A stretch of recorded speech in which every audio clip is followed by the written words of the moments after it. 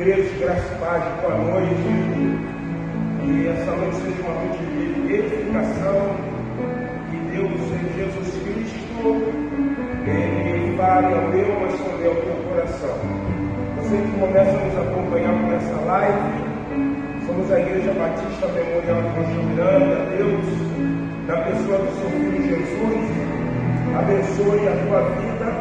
Esses 60 minutos que nós vamos passar em culto a esse Deus digno de toda honra, a esse Deus digno de toda glória.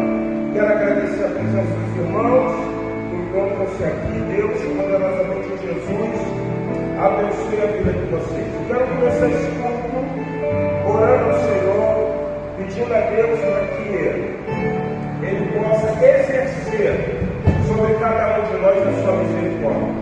Convido você a fechar seus olhos, convido você a baixar sua cabeça e convido você a orar comigo. Pai, em nome de Jesus, obrigado por mais um domingo que temos a oportunidade, temos o privilégio de estarmos na tua casa, chamada Casa de Oração.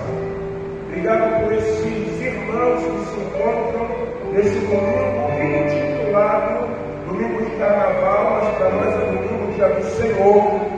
E nós estamos reunidos para te louvar, para te bendizer, para que o Senhor aceite a nossa adoração, o nosso louvor, o culto que estaremos prestando ao Senhor. Que os nossos corações sejam hábitos, que os nossos corações estejam alicerçados na verdade da tua palavra. Pedimos que o Senhor possa dar ordem aos teus anjos, ao respeito de cada um de nós, a igreja, aos furiões, Senhor, para que eles possam provar da tua misericórdia. E acreditamos que muitos serão alvo de tamanha salvação, porque nesse domingo de felicidade efêmera, de felicidade passageira, o vazio continua no coração, mas o único que tem poder para preencher esse vazio, trazendo alegria abundante, é o Senhor Jesus. Isso é uma válvula, isso é um motivo que acreditamos que o Espírito Santo aproveita para que seja apresentado Jesus, o Filho de Deus.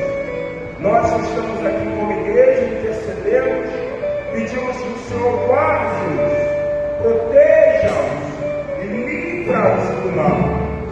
Dê ordem ao teu anjo ao respeito da igreja, para que sejamos guardados e protegidos. Isso nós oramos porque cremos, agradecidos no nome de Jesus Cristo. Amém. Amém. Eu quero convidar você, deixa eu sentar, nós vamos louvar o Senhor, nós vamos cantar cantos de exaltação a esse Deus Todo-Poderoso. Vamos louvar o Senhor. Nós adoramos Deus, conforme foi pregado hoje de manhã, na igreja do Senhor, contra a igreja do Senhor, o inferno não pode prevalecer. Então, mesmo sentados, irmãos, vamos adorar o nosso Deus. Amém? Luz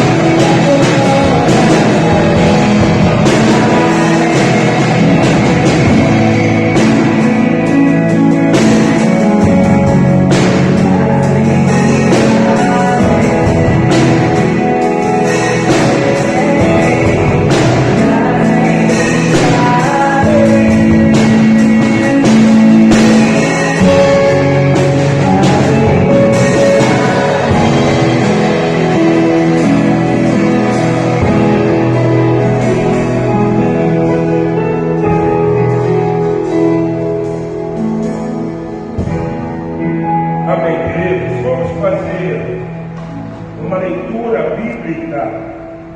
Na manhã nós lemos a Epístola de João, e agora à noite nós estaremos lendo o Salmo de número 148, do verso 1 ao 5, 13 e 19. Só que está em uma sequência só, então todos nós vamos fazer a leitura do trecho da palavra do Senhor.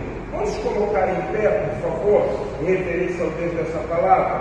Todos, louvai ao Senhor, louvai ao Senhor desde os céus, louvai nas alturas, louvai todos os seus anjos, louvai todos os seus exércitos, louvai sol e lua, louvai todas as estrelas luzentes, louvai os céus dos céus e as águas que estão sobre os céus. Louvem o nome do Senhor, pois o mundo mudou e logo foram criados. Louvem o nome do Senhor, pois só o seu nome é exaltado. A sua glória está sobre a terra e o céu. Ele também exalta o poder do seu povo, o louvor de todos os seus santos. Vamos louvar o Senhor, o hino de número 385, intitulado Louvor.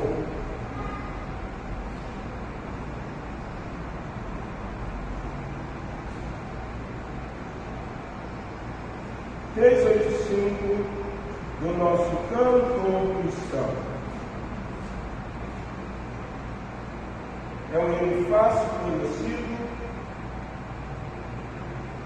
Cantem, louvem lá nos céus, nosso Deus e Rei Jesus, exaltado seja Deus, Santo, Santo. Vamos louvar o Senhor, presente.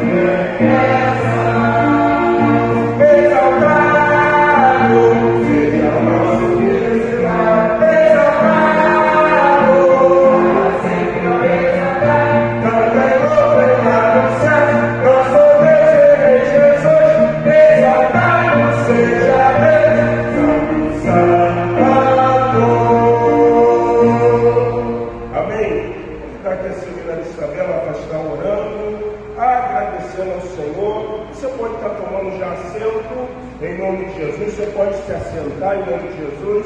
E a nossa querida Eminência Isabela estará orando ao Senhor. Oremos com a nossa irmã Isabela. Oremos. Senhor Deus, muito obrigada por estar na tua casa, Senhor, mais um dia. Amém. Também te pedir, Senhor, que eu possa estar recebendo a nossa adoração, o nosso louvor, tomando o restante, Senhor, do nosso culto nas tuas mãos e nos guiando, Senhor. Abençoa a nossa volta para casa, nos guarda, Senhor, nos livra de todo mal. Eu te peço que o Senhor nos dê uma semana abençoada. Em nome de Jesus, amém. Amém. Queridos, quero compartilhar um texto com os irmãos. Eu quero convidar os irmãos a abrirem suas Bíblias na carta de Paulo à igreja de Corinto, 2 Coríntios. Eu quero compartilhar com vocês o versículo, ou melhor, capítulo de número 9. 2 Coríntios, capítulo 9, a partir do versículo de número 6. 2 Coríntios, capítulo 9, a partir do versículo de número 6. Diz assim a palavra do Senhor: isto afirmo, aquele que semeia pouco, pouco também ceifará. E o que semeia com fartura, com abundância, também ceifará. Cada um contribua segundo tiver proposto no seu coração. Não contribua com tristeza ou por necessidade, porque Deus ama quem dá com alegria. Esse momento é um momento que nós temos a oportunidade de estarmos trazendo nossos dízimos e as nossas ofertas no altar do Senhor. Quando Paulo ele desafia a igreja de Corinto a ajudar os crentes, nessa questão da colheita, não é que nós queremos dizer aqui na literalidade que se você der muito, você é abençoado. Se você der pouco, você não é abençoado. Porque não é isso que a palavra de Deus está ensinando. Paulo ele pega um contexto agrícola, mostrando a verdade do que é o plantio. Se você plantar muitas sementes, é óbvio que na hora da cega, na hora da colheita, a sua colheita vai ser maior. Se você semear pouca semente, é óbvio, claro, que na hora da colheita, a sua colheita vai ser menor. Isso é lógico que ele está falando. Porém, logo em seguida, ele vai desmistificar a ideia que muitas vezes é ensinada, que é pregada, e se você der muito, Deus vai te dar muito, porque ele traz agora algo muito interessante quando falamos da contribuição. No versículo 7, ele diz: cada um contribua, obrigado, Mosaías, segundo tiver proposto no coração. A primeira coisa, quando nós falamos de contribuição, a contribuição ela nasce de um coração contrito, ela nasce de um coração aberto que está pronto a semear, que está pronto a ofertar na casa do Senhor. Porém, Paulo deixa bem claro que a contribuição não é algo que está pautado no forçar. Ninguém é forçado a contribuir. Ninguém é forçado a contribuir. Tanto que ele diz: se no teu coração há uma aptidão para você abençoar a casa de Deus, você precisa ter algumas coisas interessantes nessa aptidão ou nesse coração inclinado. Primeiro, um coração inclinado a ofertar ao Senhor, ele não oferta por necessidade. Se é plantando, se é dando muito, que vai se receber, então parece que Paulo ele vai ser contraditório. Então não é isso. Porque um coração que contribui, ele não contribui com a visão de uma necessidade. Nós não estamos contribuindo, nós não estamos abençoando a casa do Senhor para que Deus nos abençoe. Nós estamos contribuindo, nós estamos dizimando na casa do Senhor pelo exercício da fidelidade. Um coração não contribui pela necessidade, mas um coração contribui pelo ato de ser fiel. Segunda coisa interessante, um coração que oferta, ele oferta pelo ato de fidelidade. Por quê? Porque ele falou uma coisa antes. Porque um coração que está ofertando pela fidelidade, ele não oferta pelo âmbito de uma tristeza. Não é triste com o ofertante ofertar ao Senhor. Quando Jesus se depara com um dos maiorais publicanos, chamado Zaqueu, ele vira para Jesus e diz assim: se eu tenho defraudado alguém, eu quero restituir segundo a lei da restituição. Quando nós estamos com nossa vida diante do Senhor e há uma genuína conversão, mudança de mente, um coração que oferta, não oferta por necessidade, ele oferta pelo exercício da fidelidade. Mas por que o coração dele é voltado ao exercício da fidelidade? Porque para ofertar para ele não é motivo de tristeza. Não é triste para mim. Eu sou uma nova criatura e eu entendo que a obra do Senhor depende da nossa fidelidade, depende do nosso exercício como um bom servo. E a conclusão é linda. Quando Deus olha no coração que oferta por necessidade, que provou de nova vida, por isso não há tristeza, a terceira coisa que diz é: Deus ama, então quem dá com alegria. Dar ao Senhor é algo de alegria. Por quê? Porque antes de eu dar ao Senhor, primeiro eu recebo. Então eu vou exercer a minha fidelidade. Eu quero convidar você que trouxe seu dízimo, você que trouxe a sua oferta, mais uma vez vamos nos colocar em pé, vamos louvar o Senhor com o hino de número 15 do nosso cantor cristão, Exultação.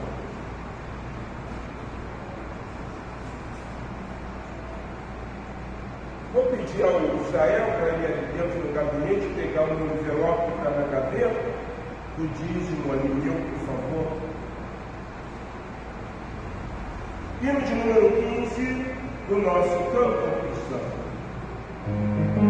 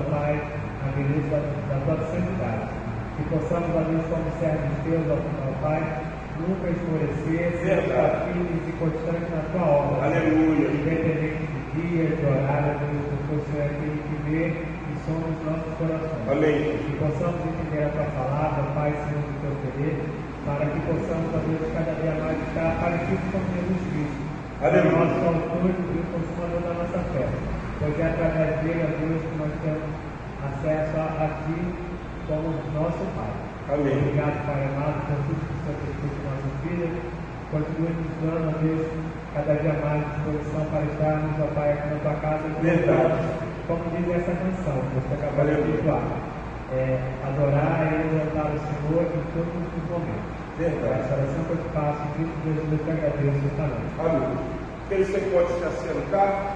Mesmo assentados, quero convidar vocês a estarem abrindo as suas Bíblias na carta de Paulo à igreja de Éfeso, no capítulo de número 6, e eu quero me deter somente no versículo 12.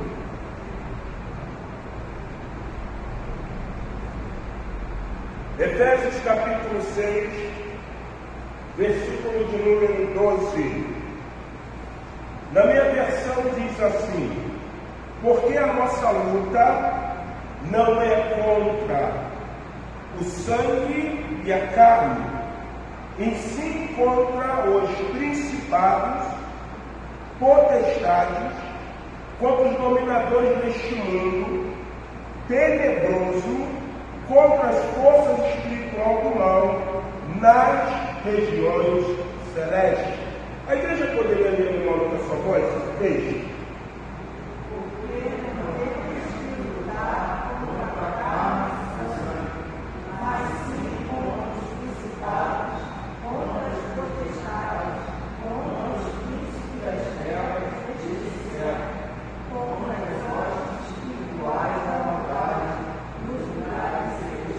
Senhor, em nome de Jesus Cristo, eu peço que o Espírito Santo possa me iluminar, para que eu venha a ser canal desobstruído da tua glória, para que nesses minutos finais de culto a palavra seja clara, objetiva e de fácil compreensão. Nos abençoe, te oramos em nome de Jesus. Amém. Amém. Estamos exatamente para 20 minutos de culto, e nesses 20 minutos restantes, eu gostaria de trabalhar uma breve reflexão com vocês sobre esse texto que eu classifico ser um texto extremamente importante. Porém, eu gostaria nessa noite de dar uma importância a esse texto extremamente significativa, não no aspecto como muitas vezes, quando você tem a oportunidade de ouvir uma ministração sobre Paulo falando da armadura de Deus, a maioria dos pregadores, eles utilizam esse texto pautado no teor de batalha espiritual.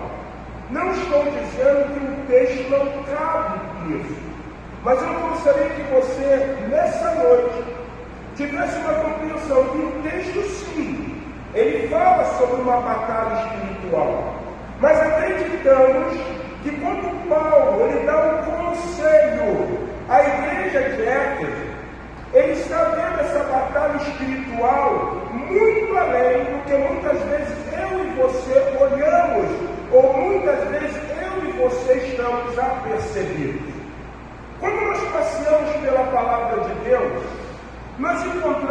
algumas coisas muito significativas e extremamente importantes para que nós tenhamos ter uma compreensão sólida, uma compreensão espiritual, uma compreensão divina a respeito desse versículo. Se eu fosse utilizar 2 textos, mas eu vou utilizar de citação, não para que você abra a Bíblia, eu poderia falar sobre Ezequiel 28. Ezequiel 28 é um texto que fala contra a lamentação de Tiro, a destruição de Tiro. E muitos pregadores, quando se deparam com o texto de Ezequiel, eles vão usar ali uma coisa muito interessante, mostrando ao leitor a queda de quem? A queda do adversário do homem, que é Satanás. Quando ele diz, que estava cercado de pedras afogueadas e assim sucessivamente, mas contudo foi precipitado à profundeza do abismo, do céu. O segundo exemplo é quando você lê Isaías número 14. Era querubim ungido, e ele disse: subirei às mais altas nuvens e serei semelhante ao Altíssimo. O texto fala de Nabucodonosor, rei da Babilônia. Quando você vai ao texto de Daniel, você vê que a presunção, a soberba de Nabucodonosor levou ele à loucura. Porém, nós usamos Isaías 14 muitas vezes para também mostrar a queda do diabo. Mas quando eu saio de Ezequiel e saio de Isaías, eu vou à epístola de João.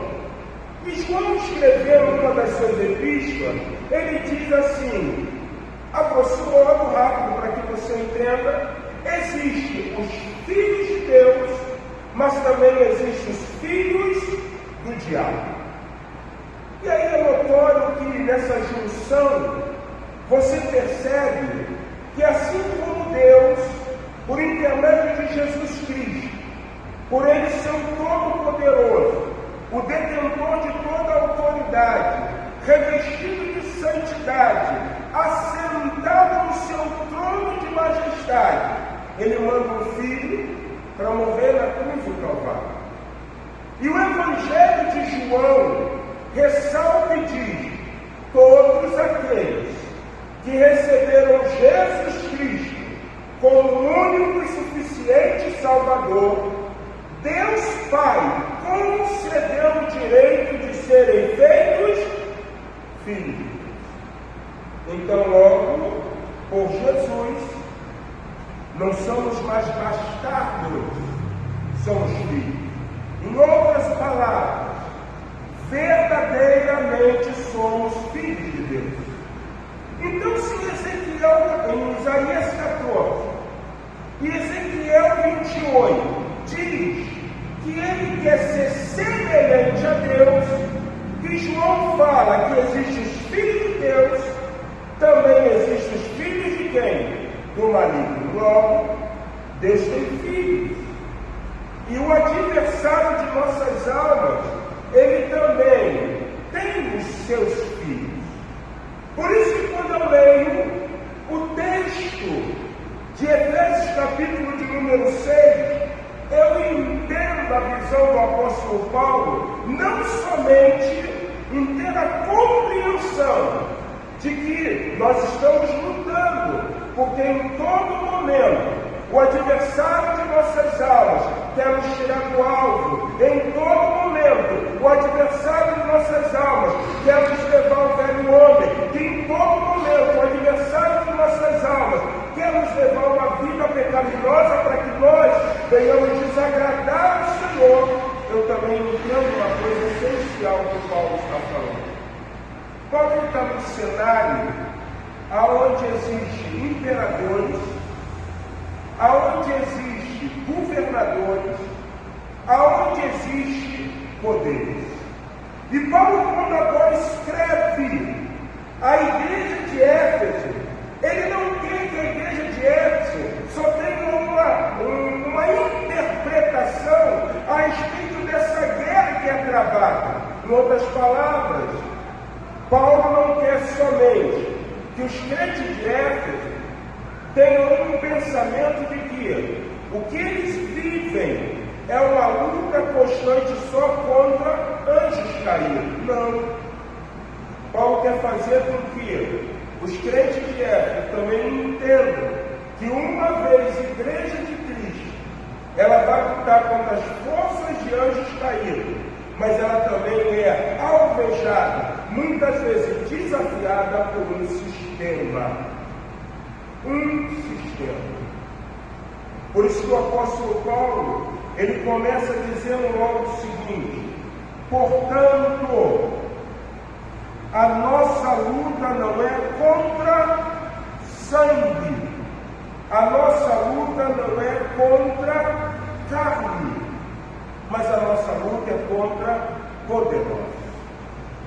O que eu estou dizendo nessa noite, para que você entenda, é que o adversário de nossas almas, ele usa os seus filhos. Mas pastor, como que isso acontece? Vocês percebem uma coisa muito interessante no cotidiano de cada um de nós que estamos inseridos em sociedade. E o que você percebe? Você percebe que quanto mais a sociedade mergulha numa vida pecaminosa, mais a sociedade se afasta de quem? De Deus. A sociedade se afastando de Deus por estar mergulhado no pecado, eles acabam fazendo a vontade do quê? Da carne, mas muitas vezes acabam sendo induzidos por quem? Por Satã. É assim que se dá. O diabo, ele tem induzido o homem. Um exemplo bem claro, nós vimos hoje em Mateus 16, na confissão petrina, que Jesus pergunta quem ele é. Pedro responde. Jesus disse: dizeste bem, Major, porque não foi a carne nem o quê? O sangue te revelou, mas meu Pai que está no céu. E aí ele dá sequência e diz: mas o Filho do Homem, ele precisa ser entregue aos pecadores, aos pecadores, ele precisa ser crucificado e ao terceiro dia ele vai o quê? Ressuscitar. Quando Pedro ouve isso, Pedro vira-se e diz assim: de maneira nenhuma te suceda isso. No mesmo momento, Jesus repreende não Pedro, mas repreende quem?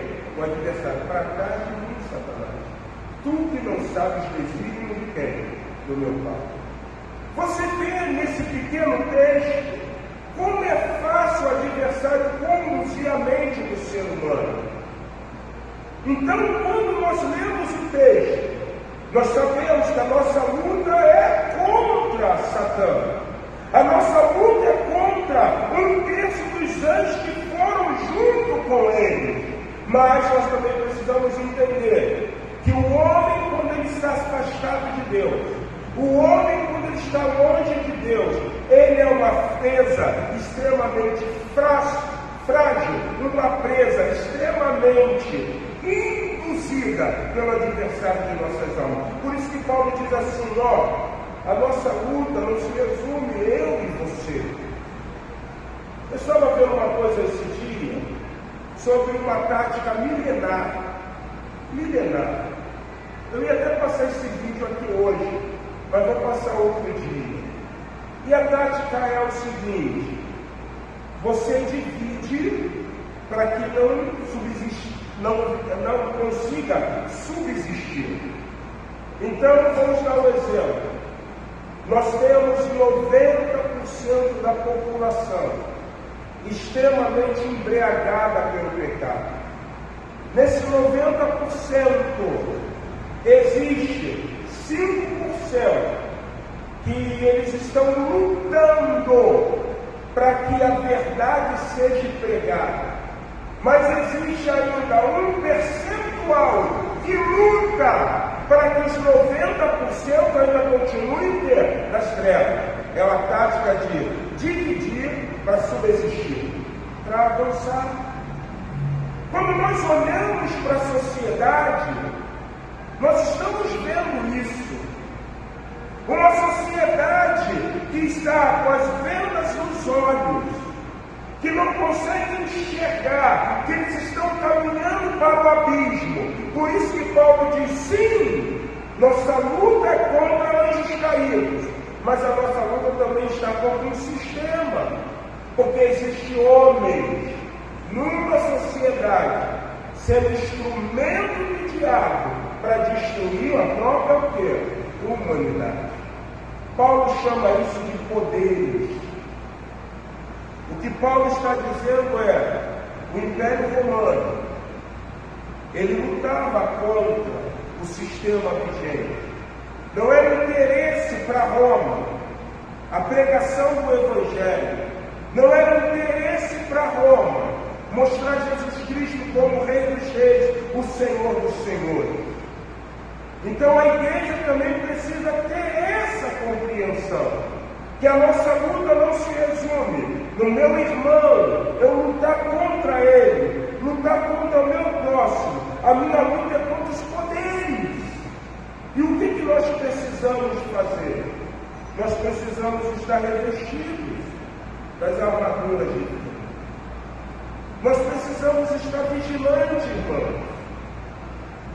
Nós precisamos estar antenados e entendendo que esse sistema que Paulo chama de potestade ou de poderes, eles querem destruir o cristianismo. Hoje eu vi um rio que está circulando do Carnaval de Salvador, e está a cantora da música popular brasileira, do axé, Ivete Sangalo, e ela tem lá o seu trio elétrico, né, que bomba em Salvador, e casualmente está uma pastora chamada Baby do Brasil. E a pastora Baby do Brasil pegou o microfone e falou que daqui a aproximadamente 5 anos a igreja vai ser arrebatada, Jesus estará voltando. E ela começou a pregar, e ela começou a falar, e a Ivete Sangalo com outro microfone na mão falou assim, não vai ter apocalipse não. E olha o que ela falou, porque eu não quero. Porque ela não quer. Ela não quer que aconteça a volta de Jesus, ela não quer. Você entende como a sociedade está? A sociedade está assim.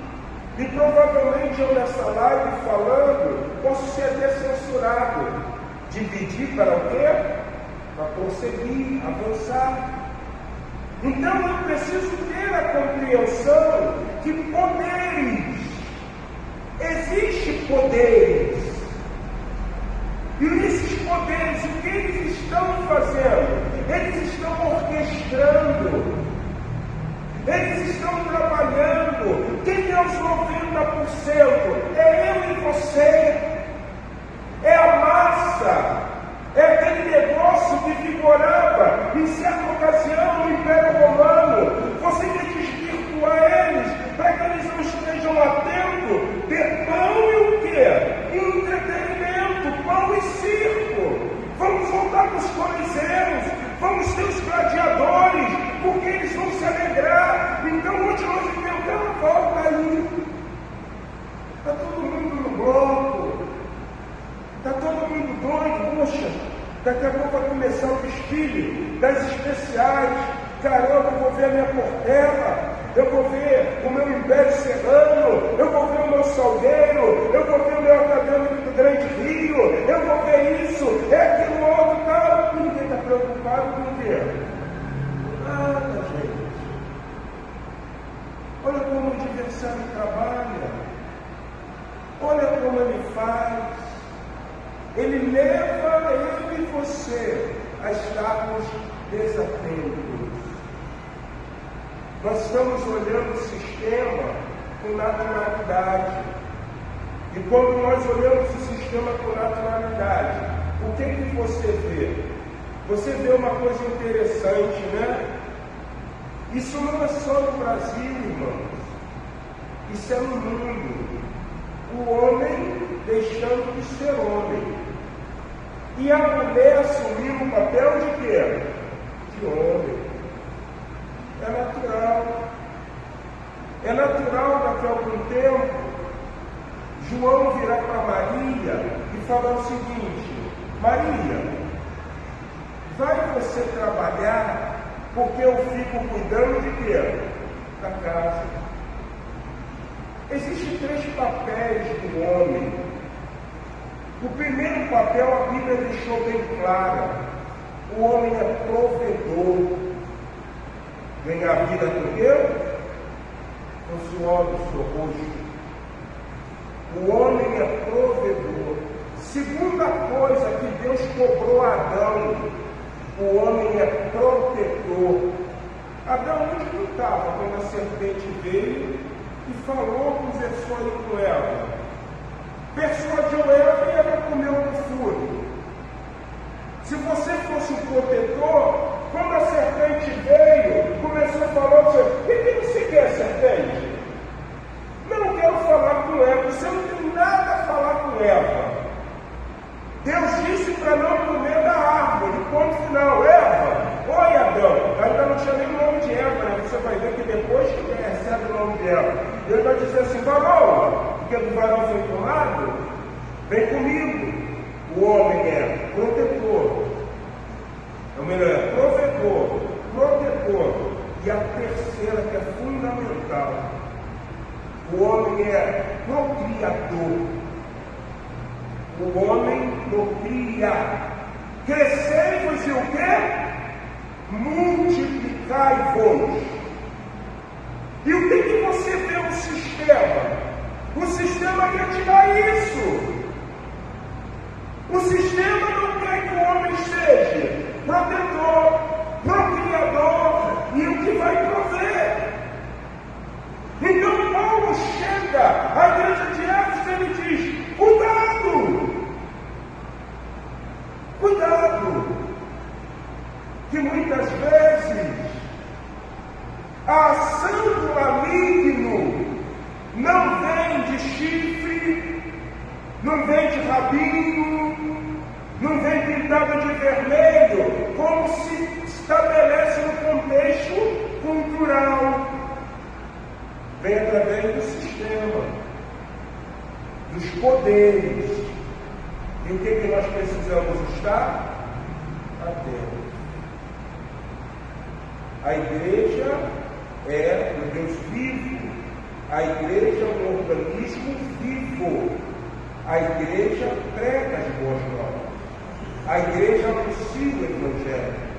Então a nossa luta não é contra homens. A nossa luta é daquilo que está por trás de quem? Desses homens. Por isso que você pega Jesus e você vai perceber uma coisa linda em Jesus. Quando Jesus chega no cenário, Israel, ele está sob o domínio de Roma. Roma Império. É Roma Império, não é isso? Roma Império. Você não vê nenhum momento Jesus entrando em embate com César.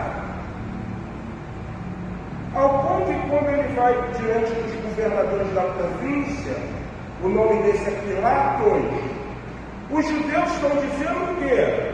Ele diz que é o rei dos reis, ele é o senhor dos senhores. Em outras palavras, os judeus estão atiçando Pilatos como governador da Judéia, para que ele pense o seguinte: ele quer usurpar o lugar de quem? Do imperador César. Ele quer trazer revolução. Para quê? Para que no intermédio dessa revolução os judeus se rebelem.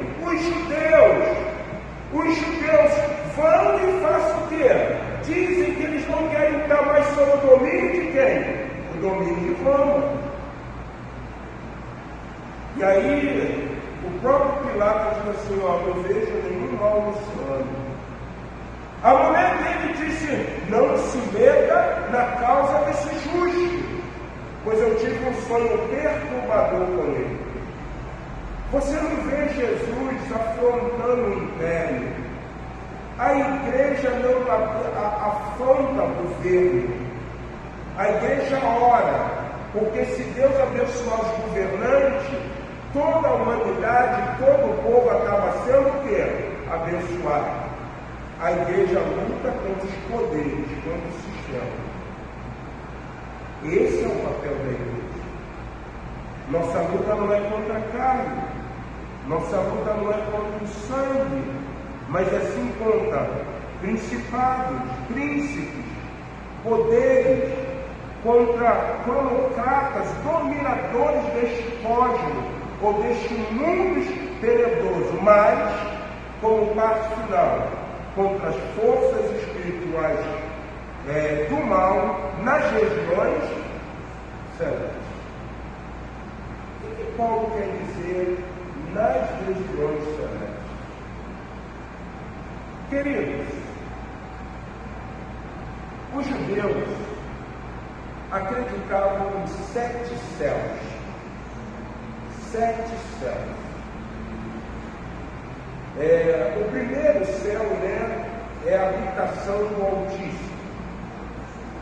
Paulo, quando ele escreve a epístola dele, na igreja de Corinto, ele desmistifica isso. Conheço o nome, se na carne ou fora da carne, Deus o sabe, eu não sei, foi levado até ao terceiro céu. Primeiro céu é o que eu vejo, ou invertido, mas vou botar assim, primeiro céu, isso nós vemos. Segundo céu, regiões celestiais. Terceiro céu, habitação de quem? Do Senhor. O diabo, irmãos, ele foi banido da habitação de quem? De Deus. Logo, é óbvio, é claro, eu não quero fantasiar, ele deixou o céu e ele desceu a terra. Mas quando eu leio Daniel, se não me engano, capítulo de número 9, o que me chama a atenção? São os 21 dias de oração de Daniel. E diz o texto o seguinte: no primeiro dia que você botou o coração a inclinar e compreender a vontade divina, a tua oração foi o quê? Ouvida. É óbvio, irmão, nós estamos orando o Deus que habita no céu. Então nós oramos esperando de Deus o quê? Ouça! Que as nossas orações subam a quem? Ao Senhor. Sim, Deus é onipotente, onipresente, Ele está presente. Mas nós sabemos, se nós oramos, as nossas orações vão ao céu. E o texto diz que Deus vira-se e fala: eu dei ordem para que fosse trazida a resposta. Mas os príncipes da Pérsia, os principados, os que habitam nas regiões celestes, eles impediram que a oração fosse o quê? Respondida. Aí eu dei a ordem a quem? A Miguel. E Miguel pelejou, mas levou 20 dias, porque hoje no 21º a oração está chegando. Então a igreja, ela precisa ter a compreensão de que há um sistema governado por homens. Esses homens estão completamente induzidos por Satã. Nós não vamos lutar contra eles, até porque você viu, nós estamos vivendo já um momento que nós precisamos ter ressalvas naquilo que nós vamos o quê? Falar. Porque eu posso tomar um processo. Por quê? Porque o Senhor falou e o Senhor foi homofóbico. O Senhor falou, discriminou uma profissional do sexo. Então o que nós vamos fazer, irmãos? Nós vamos ter que orar. Mas Paulo diz: nossa luta não é contra a carne, nossa luta não é contra sangue, nossa luta é contra principados, potestades, dominadores deste mundo tenebroso e contra as hostas espirituais que estão nas regiões celestiais. Existem espíritos malignos que o trabalho dele é simplesmente parar, fazer com que a igreja seja inoperante no exercício da sua oração.